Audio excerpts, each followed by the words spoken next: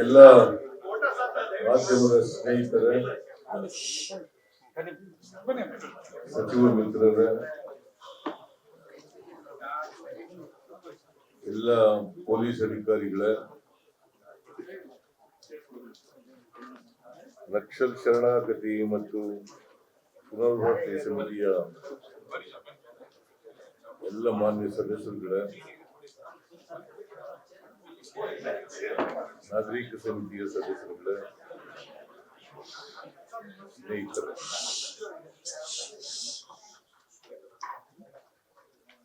ಸುಮಾರು 20 ವರ್ಷಗಳಿಗೂ ಹೆಚ್ಚು ಕಾಲ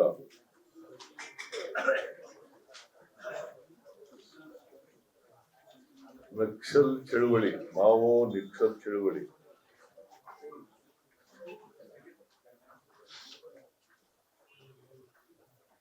ಆ ದಾರಿನಲ್ಲಿ ನಡೆದು ಕಾಡಿನಲ್ಲಿ ಇಟ್ಕೊಂಡು ಚಳುವಳಿ ಮಾಡ್ತಾ ಇದ್ದಂತ 6 ಜನ ನಕ್ಸಲೀಯರು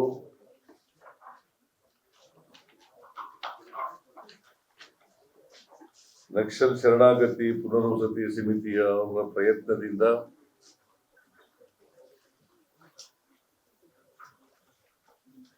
ಸರ್ಕಾರ ಅವರಿಗೆ ಆಹ್ವಾನ ನೀಡಿದ್ದರಿಂದ ಇವತ್ತು 6 ಜನರು ಕೂಡ ಅವರ ಹೋರಾಟದ ಹಾದಿಯನ್ನ ಬಿಟ್ಟು ಪರಿವರ್ತನೆಗೊಂಡು ಇವತ್ತು ಮುಖ್ಯವಾಹಿನಿಗೆ ಬರಲಿಕ್ಕೆ ತೀರ್ಮಾನ ಮಾಡಿ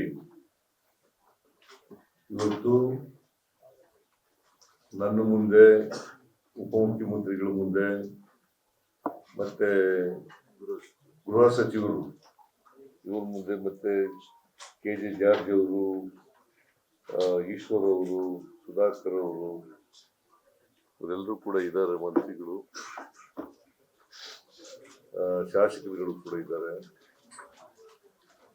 ಇವರೆಲ್ಲರ ಮುಂದೆ ಮತ್ತೆ ನಿಮ್ಮ ಮುಂದೆ ಪೊಲೀಸ್ ಅಧಿಕಾರಿಗಳ ಮುಂದೆ ಶರಣಾಗಿದ್ದಾರೆ. ಅವ್ರ ಹೆಸರುಗಳು, ಶರಣಾಗಿರತಕ್ಕಂಥವ್ರ ಹೆಸರುಗಳು: ಲತಾ ಮುಂಡುಗಾರು,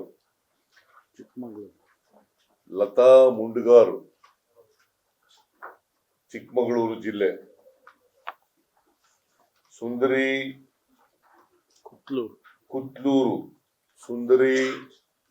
ಕುತ್ಲೂರು, ದಕ್ಷಿಣ ಕನ್ನಡ ಜಿಲ್ಲೆ;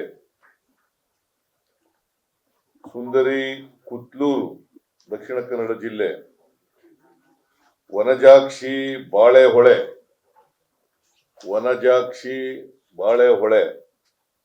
ಚಿಕ್ಕಮಗಳೂರು ಜಿಲ್ಲೆ; ಮಾರಪ್ಪ ಆರೋಲಿ, ರಾಯಚೂರು ಜಿಲ್ಲೆ; ಜೀಶಾ ವೈನಾಡು, ಇವರು ಕೇರಳದವರು; ಜೀಶಾ ವೈನಾಡು, ಕೇರಳ ರಾಜ್ಯ; ಕೆ ವಸಂತ್ ವೆಲ್ಲೂರು,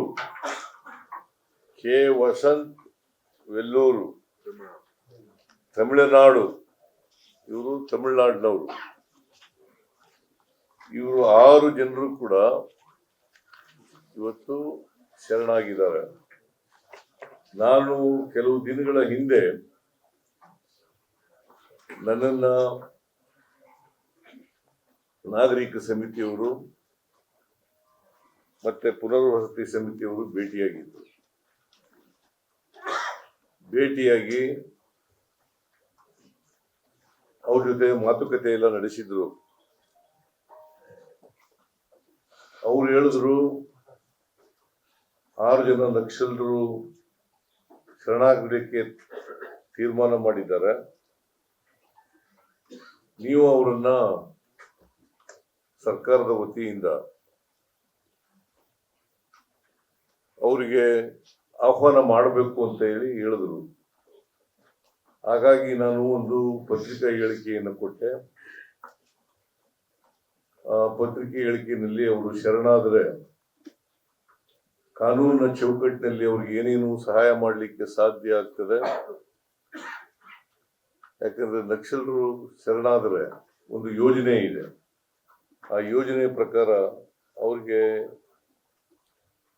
ಅವರು ಯಾವ್ಯಾವ ಕೆಟಗರಿನಲ್ಲಿ ಇರ್ತಾರೆ, ಕೆಟಗರಿ ಆಧಾರದ ಮೇಲೆ ಅವ್ರ ಕೆಟಗರಿ ಇರ್ತದೆ. A category, B category, C category ಇಂತ ಎಲ್ಲ ಕೆಟಗರಿಗಳಿರ್ತವೆ. ಆ ಕೆಟಗರಿ ಆಧಾರದ ಮೇಲೆ ನಾವು ಪರಿಹಾರವನ್ನ ಕೊಡ್ತೇವೆ. ಮತ್ತೆ ಕಾಡ್ನಿಂದ ಜೈಲಿಗೆ, ಜೈಲಿನಿಂದ ನಾಡಿಗೆ, ಕಾಡಿನಿಂದ ಜೈಲಿಗೆ, ಜೈಲಿನಿಂದ ನಾಡಿಗೆ